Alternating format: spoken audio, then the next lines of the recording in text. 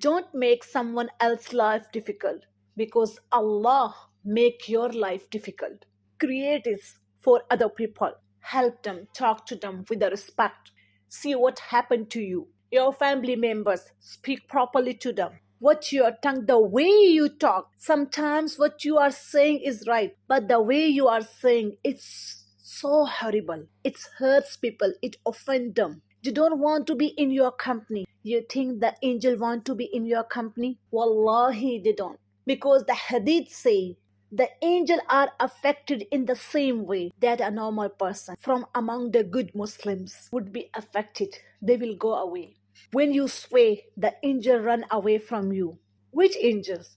The angel that are supposed to be hafaza, those to protect you, the angel of mercy and rahmah. They are gone protection. So calm down. You must have your tongue most with the zikr of Allah subhanahu wa ta'ala alone. Don't say bad word. You don't need it. Don't lie. Don't cheat. Don't steal. Deceive, because in that way your heart will be totally destroyed on one day and you won't know. Whatever you are coming, every situation is a win. You went through challenge, you won. If it brought you closer to Allah and you have the whole world at your fingertips, you have lost if it is distance you from Allah. Some people, when they have a problem, they go away from Allah. They go to the clubs. They want to start drinks.